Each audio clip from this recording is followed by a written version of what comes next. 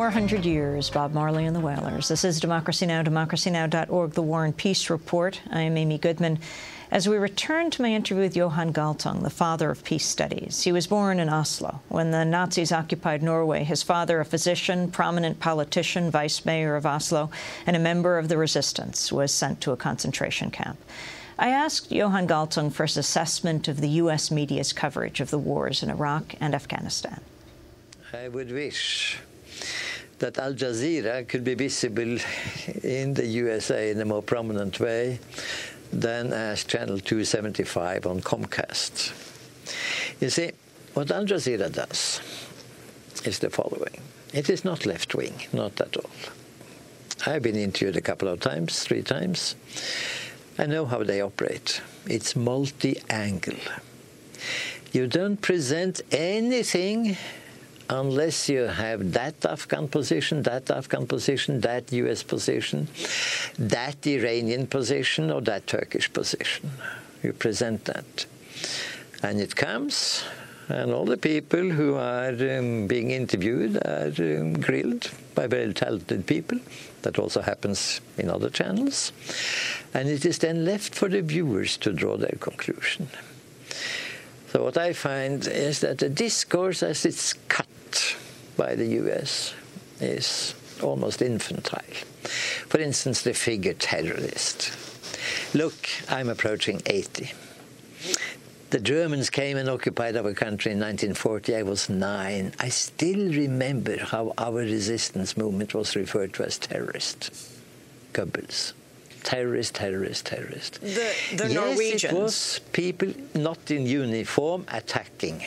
That is true. It was our resistance. It's very hard to see it otherwise. The Norwegians referred to as terrorists by the Nazis. Precisely. And of course it was true that some used tactics. It's a tactic. Terrorism is a tactic.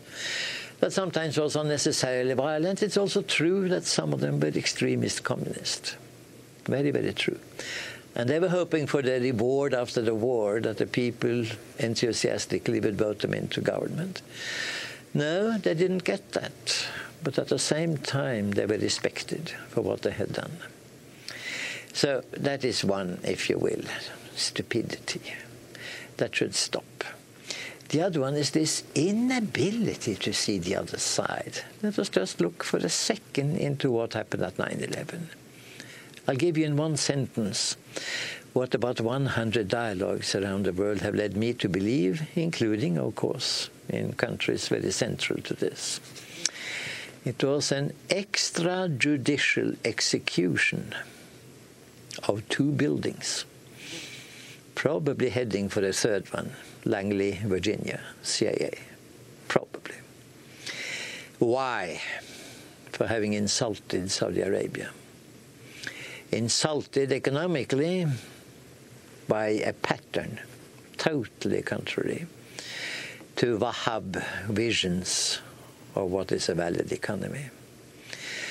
By having insulted the country militarily, by the presence of nationals of totally different religions, infidels, and in the same time using the country for attacking another country, also Arab, also Muslim, a country that one can critique and criticize, but still a part of the Ummah, the Muslim community.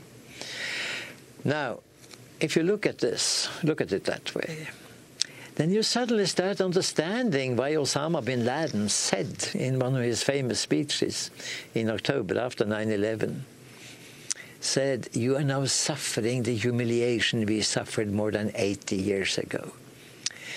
You take 2001, you subtract 80, you come to 1921, but he said more than.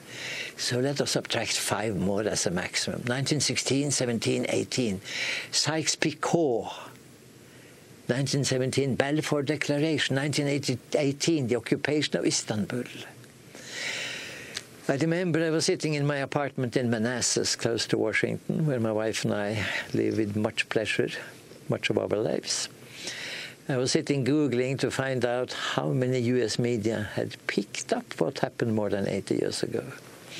Amy, I found 0.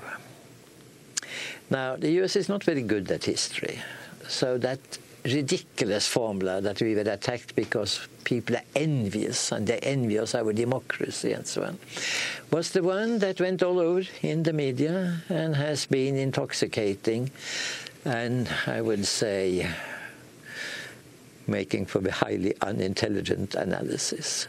Now, what you do, imagine that what I say now is correct. Imagine that that's more or less what happened, and that it is consistent with what we have been told, that 15 out of the 19 hijackers were Saudi Arabians.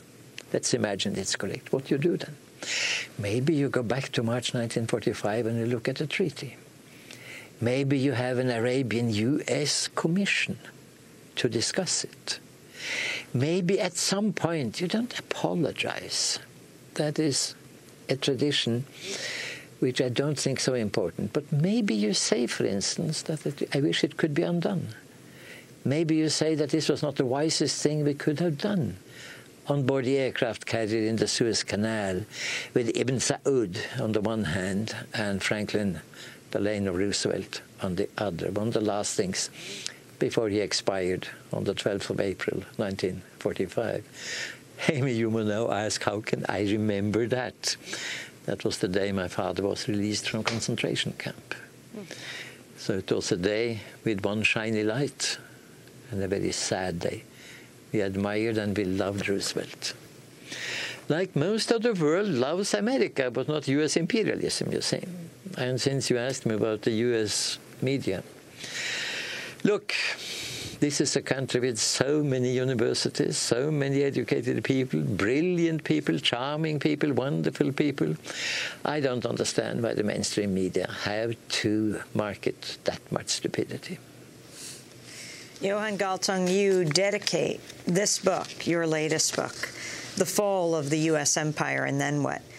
To a country I love, the United States of America. You write, you will swim so much better without that imperial albatross around your neck. Drown it before it drowns you, and let 1,000 flowers blossom.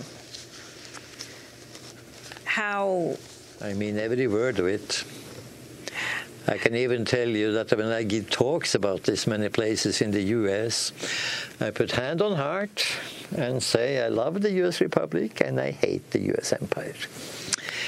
You see, to many people this doesn't make sense. It's called the anti-American. No, no, no. I've had, I'll tell you, people coming up to me saying that that remark relieved them of an enormous problem.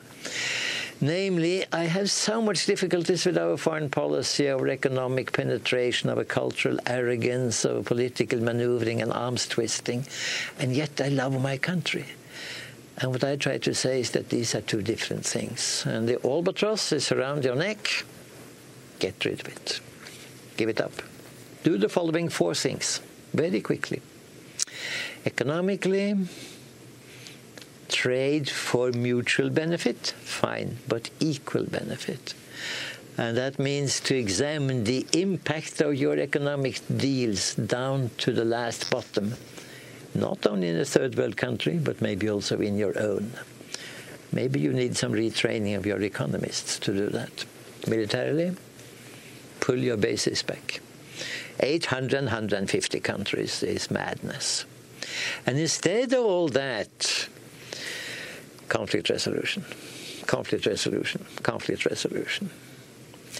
There are so many places in the U.S. now where the young generation is being trained in it. They're doing brilliant steps forward. A Department of Peace, as suggested by Dennis Kucinich, and I think about 64 congressmen and women are behind it, something like that. A brilliant conception. And I'll tell you one thing, if the U.S. had that one, and even permitted it to shine as the famous castle upon a hill, all the love for the U.S. around the world would return. It would be just fabulous. Now, third thing, politically, no more arms twisting. Negotiation with the cards on the table, no threats, no nothing, no